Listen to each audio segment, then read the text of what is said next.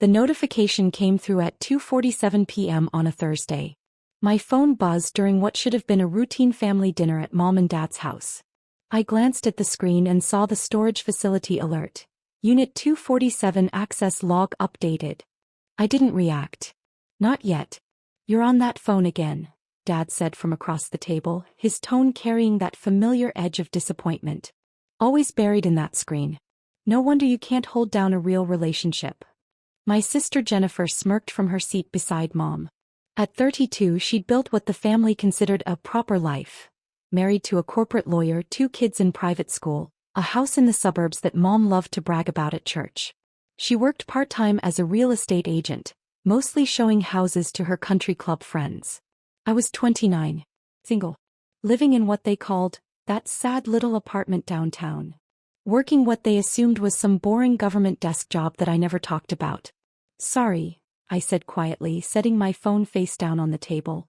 Work notification. Work, Jennifer repeated with a laugh. Your mysterious government paperwork job. Are you finally going to tell us what you actually do all day? Or is filing boring reports classified information now? The table erupted in laughter. Even Mom, who usually tried to be supportive in her own way, smiled into her wine glass. Jennifer's just concerned, Mom said, reaching over to pat my hand. We all are, sweetie. You're almost 30. Still in that apartment. No prospects. We just want to see you settled like your sister. I'm fine, Mom. Fine, Dad scoffed. Fine is what people say when they're definitely not fine. Your sister closed 3 house sales this month. Her husband just made junior partner. Their youngest one that's spelling bee. What do you have to show for the last year? I could have told them. I could have explained that I spent the last year embedded with a task force investigating one of the largest domestic terrorism networks in the region. That the boring paperwork involved analyzing financial transactions, communication patterns, and supply chain logistics for weapons trafficking. That my sad little apartment was actually chosen for its proximity to the federal building and its secure parking garage. I could have mentioned that Unit 247 at the storage facility contained 3 years of physical evidence, documents, hard drives, communication devices, financial records, all meticulously catalogued and secured as part of an ongoing federal investigation. Evidence that would be presented in court in exactly 47 days. But I didn't. I never did. I'm doing okay, I said instead. Just taking things one day at a time. Jennifer rolled her eyes. That's exactly the problem. You have no ambition. No drive. You just coast through life in your little bubble, pretending you're somehow above it all. I'm not pretending anything. You're wasting your life, Dad added, cutting into his steak with more force than necessary. At your age I had a career. A family. A house. You have a studio apartment and a job you won't even talk about because you're probably embarrassed by how mundane it is. My phone buzzed again. Another notification. I didn't look at it. Actually, Mom said, her voice taking on that particular tone that meant she'd been planning this conversation, your father and I have been talking. We're worried about you financially. I'm financially stable, Mom. Are you? She exchanged a look with Dad. Because we've been thinking about that storage unit you're paying for. Unit 247. The one you've had for 3 years now. My stomach tightened but my face remained neutral. What about it? We checked, Jennifer chimed in, looking pleased with herself. You're paying $270 a month for that unit. That's over $3,000 a year. For what? Boxes of junk you never look at. It's not junk. Then what is it? Dad demanded. Because you've never once mentioned needing anything from that unit. You've never gone back for anything. It's just money down the drain month after month for God knows what kind of worthless clutter you're hoarding. It's not worthless. And it's not clutter. So what is it? Mom pressed. We're your family. We deserve to know what you're wasting money on. I took a slow breath. It's work-related storage. I need it for my job. Your job, Jennifer laughed. Your mysterious paperwork job needs a storage unit full of junk? That makes 0 sense. I can't really discuss the details. Can't or won't. Dad's face was reddening now, the way it always did when he thought I was being difficult. Because from where I'm sitting, you're just making excuses for poor financial decisions. You're hemorrhaging money on useless storage while barely scraping by in that apartment. I'm not barely scraping by. Then prove it, Jennifer challenged. Show us your bank statements. Show us what you actually make at this job. Show us why paying $3,000 a year for storage makes any kind of financial sense. I don't need to prove anything to you. See? Mom said sadly. This is what we mean. You're so defensive. So secretive. We're trying to help you and you just push us away. I appreciate the concern, but I'm handling my finances. Well, we've decided to help you whether you appreciate it or not, Dad announced. He pulled out his phone and scrolled through something. Your mother went to that storage facility this morning. She has your emergency contact information on file from when you first rented the unit, remember? Since you listed us as family contacts. The tightening in my stomach intensified. What did you do? We cleaned it out, Mom said brightly. The facility manager was so understanding when I explained the situation. How you'd been struggling financially, making poor decisions, hoarding things you didn't need.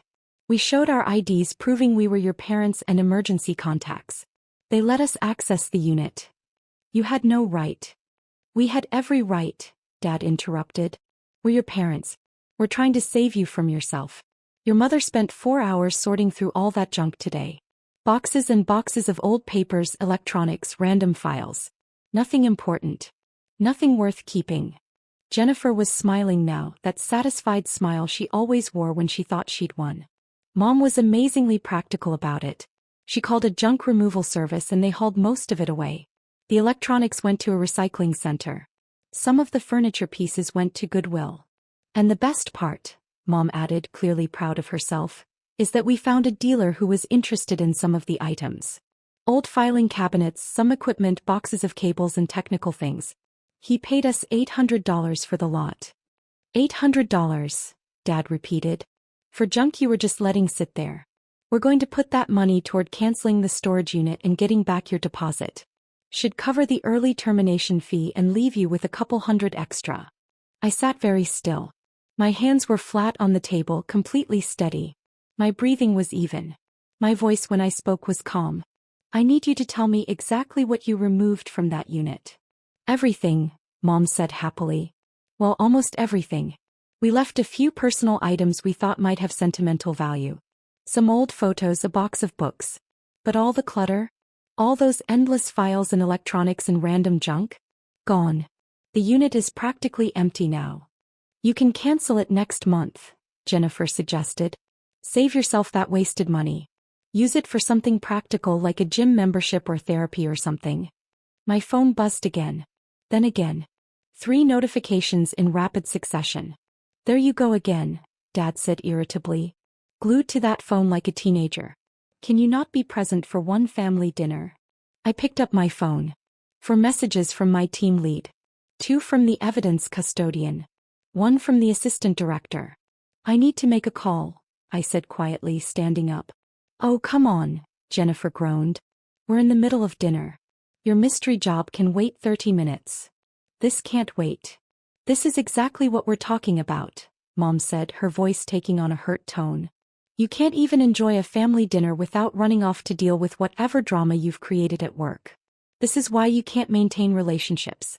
This is why you're alone. I walked out of the dining room and into the hallway, already dialing. Chief. My team lead, Agent Marcus Webb, answered on the first ring. We have a situation. I know. What's the status? The facility's security cameras caught everything. Your mother and sister accessed Unit 247 at 9:23 a.m. They removed approximately 85% of the contents over a 4-hour period. We have footage of them loading multiple vehicles with boxes, filing cabinets, and electronic equipment. Where did it go? Some went to a junk removal service called Clean Sweep LLC. They confirmed they picked up approximately 2 tons of materials and took it to their processing center. We've already secured that location. Nothing was destroyed yet. And the rest? Your family sold approximately 40% of the electronics and equipment to a second-hand dealer called Tech Recyclers Plus. The owner confirmed the purchase. He paid $800 cash for items including 3 external hard drives, 2 laptops, a document scanner, multiple USB drives, 4 filing cabinets containing documents, and several boxes of cables and equipment. My jaw tightened, but my voice remained steady. Those hard drives contained encrypted backups of financial transaction records for the Northwood case. The laptops had forensic images of communications from the trafficking network. The filing cabinets contained original documents establishing the money laundering chain. I know, Chief. We've already notified the assistant director. She's in contact with the U.S. Attorney's office now. What about the dealer? Has he accessed any of it? Not yet. We've had eyes on his shop since we got the alert. He's closed for the day, said he was planning to process the new inventory tomorrow morning. Get a team there now. Secure everything before he opens those drives or touches those documents. I want everything photographed in place, chain of custody established, and transportation back to the federal evidence locker within 2 hours. Already in motion. Teams en route. But Chief, we have a bigger problem. Tell me. Your family's actions constitute evidence tampering in a federal investigation. They removed, sold, and disposed of materials that were secured as evidence under federal seal. The U.S. Attorney is going to have to address this. I closed my eyes briefly. I understand. There's more. Your sister posted about it on Facebook. About 40 minutes ago. She wrote a whole post about how they staged an intervention to help you clean out your hoarding storage unit. She included photos of herself and your mother loading boxes into her SUV. She tagged your mother and several family friends. Photos. Multiple. Clear images of them removing sealed evidence boxes. One photo shows your mom holding up a filing cabinet with visible case labels. Another shows your sister loading a box marked Financial Records Northwood Investigation. She captioned it, "Finally getting my sister to be practical about money. Send me screenshots of everything." Already in your secure email. But there's one more thing you need to know. What? Your mother told the storage facility manager that you were mentally unstable and making poor financial decisions. She signed a form claiming she was acting in your best interest as your emergency contact. The facility manager believed she was helping a struggling family member. The manager didn't call to verify with me? Your phone was listed as out of service in their system. Someone had called 3 days ago claiming to be you and said you were changing numbers, asked them to note the account. My family set this up. Looks that way. They planned this, Chief. This wasn't impulsive. I heard footsteps behind me. Mom appeared in the hallway looking concerned. Sweetie, is everything okay? You've been on the phone for 10 minutes. Your food is getting cold. I held up one finger, turning slightly away. Marcus, I need you to document every second of this. Every piece of evidence secured, every chain of custody established, every communication logged. This has to be airtight. Understood. What about your family? What about them? Chief, they've committed a federal crime. Multiple crimes. Evidence tampering, obstruction of justice, unauthorized access to secured materials. The U.S. Attorney is going to have to pursue charges. I know. These are serious charges. Your mother and sister could be looking at prison time. I'm aware of the consequences, Agent Webb. Secure the evidence. I'll deal with my family. Yes, ma'am. I ended the call and turned back to Mom, who was watching me with a mixture of concern and irritation. Is everything all right? She asked. You look upset. We need to go back to the dining room. I need to talk to everyone. This is about the storage unit, isn't it? She sighed. I knew you'd be annoyed at first, but you'll thank us eventually. Sometimes family has to make hard decisions for the people they love. Mom, please just go back to the dining room. We walked back together. Dad and Jennifer were laughing about something, wine glasses refilled. They looked up when we entered. Everything sorted with your very important phone call? Jennifer asked sarcastically. Not yet, I said, sitting back down. But we need to talk about the storage unit. There's nothing to talk about, Dad said firmly. What's done is done. You should be grateful that your mother spent her entire day helping you instead of being defensive about it. I need you to tell me exactly what you did with everything you removed. We already told you, Mom said, sounding exasperated. Junk removal service took most of it. Some went to recycling. We sold the electronics to that nice man at the tech shop. Got you $800. That should help with your rent. I don't need help with my rent. Obviously you do, Jennifer interjected. Otherwise, you wouldn't be wasting money on useless storage. Mom did you a favor. The least you could do is say thank you instead of being ungrateful. Did you look at any of the files? Any of the documents? Of course not, Mom said. They were just boring work papers. Financial statements and reports and things like that. Nothing personal. Nothing important. Did you see the labels on the boxes? Some of them had labels, she admitted. Work stuff. Case files or something. We figured they were old papers from some project you'd finished. Why would you need to keep work files in personal storage anyway? Doesn't your office have file rooms? Some work files require special storage. Well, these were just taking up space and costing you money, Dad said. Your mother made an executive decision. As your parents, we have a right to step in when you're making poor choices. You had no right to access that unit. We were your emergency contacts, Jennifer reminded me. The facility manager agreed that it was in your best interest. If you didn't want family accessing your stuff, you shouldn't have listed us as contacts. My phone rang. I glanced at the screen. Assistant Director Rebecca Morrison. I need to take this. No, Dad said sharply. You need to finish this conversation and this dinner. Whatever work drama you've got going on can wait until... I answered the call. Morrison. Chief Daniels.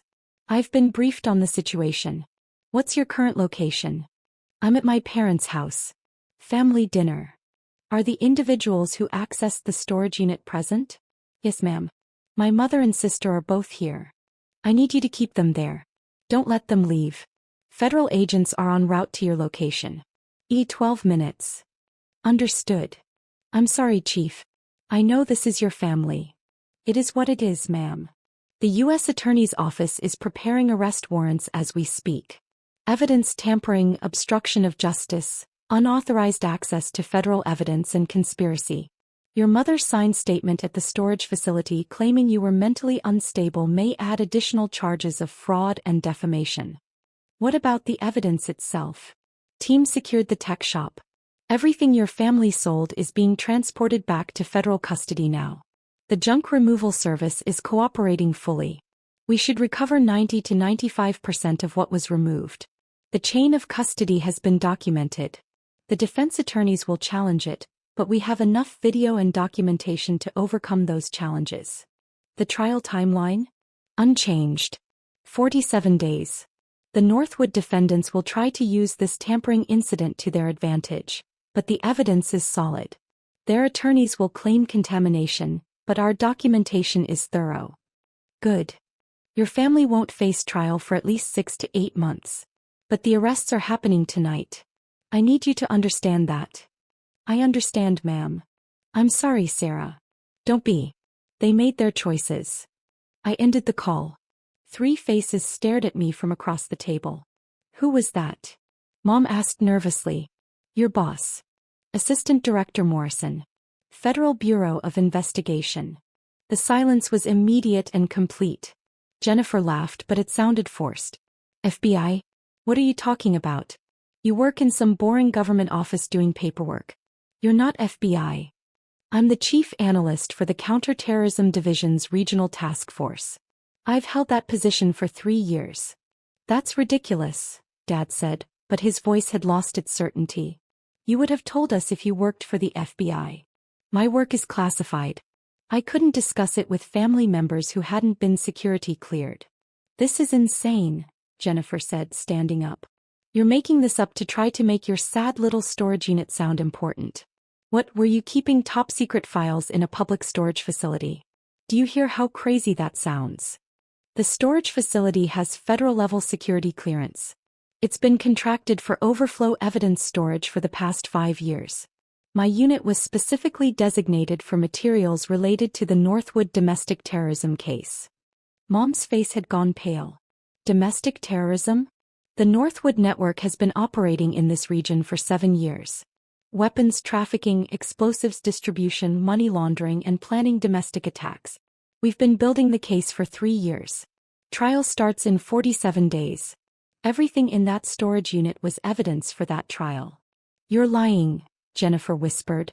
The hard drives you sold for $800 contained encrypted financial transaction records showing money movements totaling $240 million. The laptops had forensic images of communications planning attacks on federal buildings.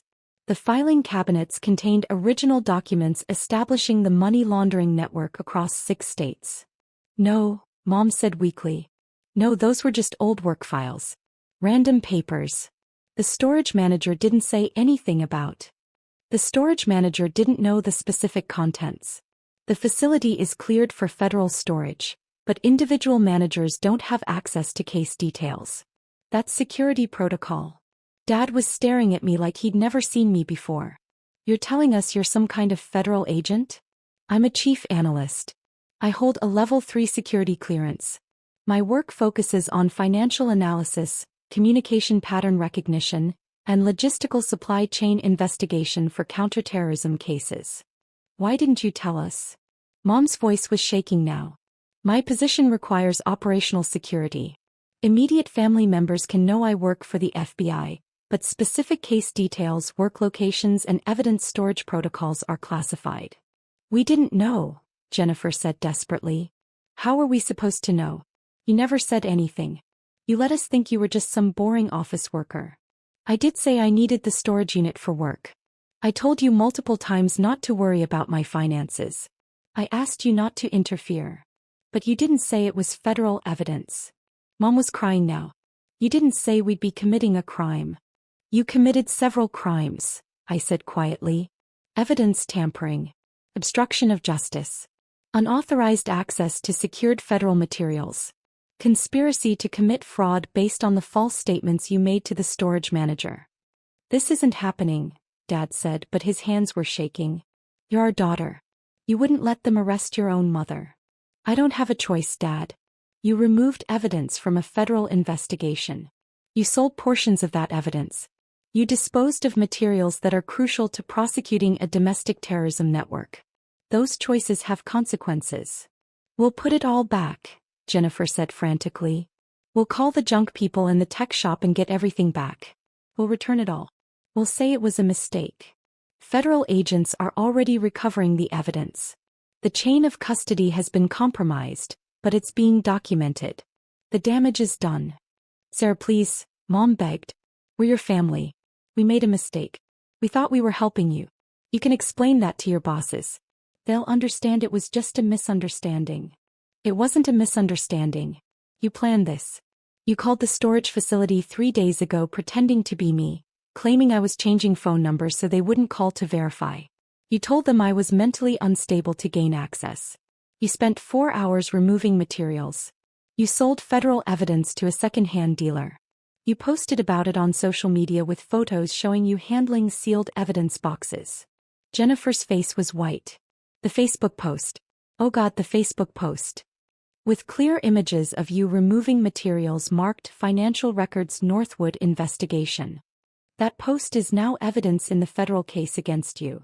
Delete it, Dad said urgently. Jennifer, delete the post right now. Don't, I said quietly. Deleting it now constitutes destruction of evidence and obstruction. Everything is already documented. Screenshots have been taken. The post is part of the federal record. What's going to happen to us? Mom whispered. Federal agents will arrive in approximately 8 minutes. They'll place you and Jennifer under arrest. You'll be taken into custody, processed, and arraigned. The U.S. attorney will determine final charges, but you're looking at potential prison time. Prison. Jennifer's voice was a shriek. For cleaning out a storage unit? This is insane. For tampering with evidence in a federal terrorism investigation. We didn't know. He was crying now too. How could we possibly know? I told you it was work-related. I told you not to interfere with my finances. I asked you repeatedly to trust me. But you never said, Mom started. I couldn't say. That's what classified means. That's what operational security means. That's why I kept my work separate from family. Dad's face had gone from pale to red. This is your fault. You should have told us. You should have made it clear that. I made it clear that you shouldn't access my storage unit. You chose to ignore that. We're your parents. We were trying to help. You were trying to control. There's a difference. Headlights swept across the front windows. Car doors slammed. Footsteps on the walkway.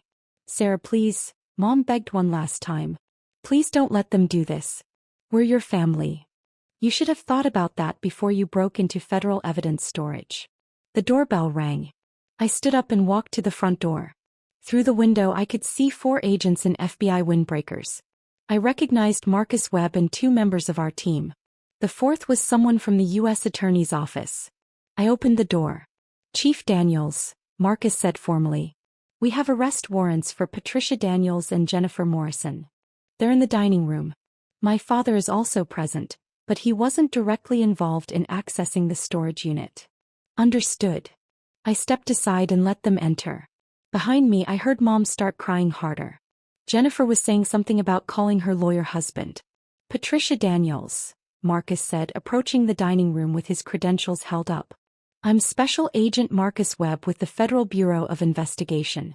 You're under arrest for evidence tampering, obstruction of justice, and unauthorized access to federal evidence.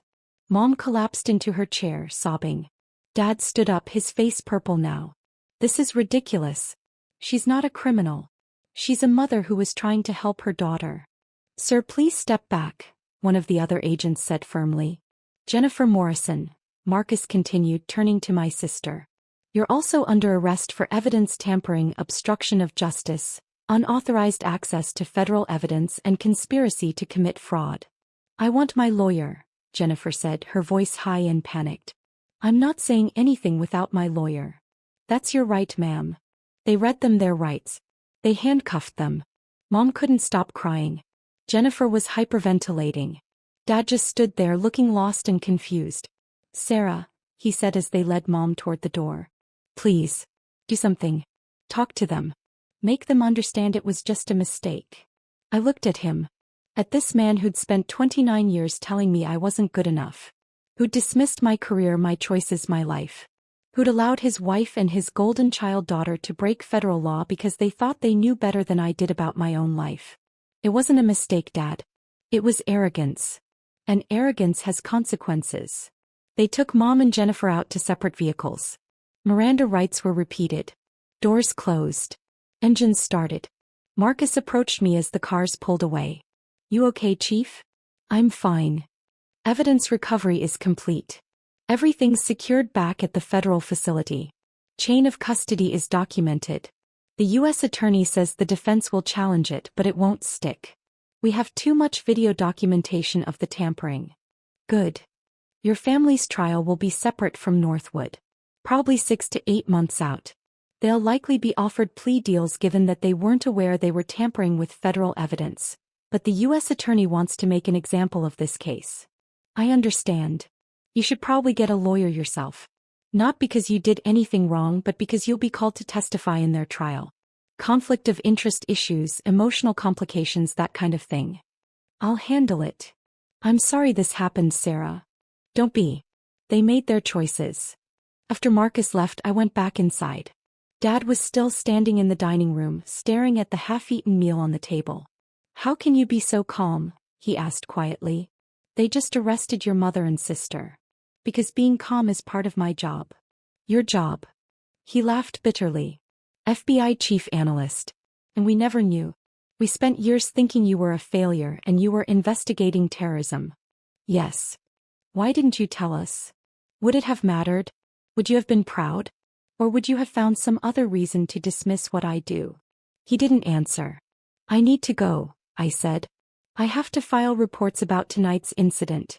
Document everything for the official record. What about your mother? What about Jennifer? They'll be processed and arraigned. Jennifer's lawyer husband can help her. Mom will need her own attorney. And you're just going to let them go to prison? I'm going to let the justice system work. They tampered with federal evidence. They obstructed an investigation into domestic terrorism. There are consequences for those actions. They're your family.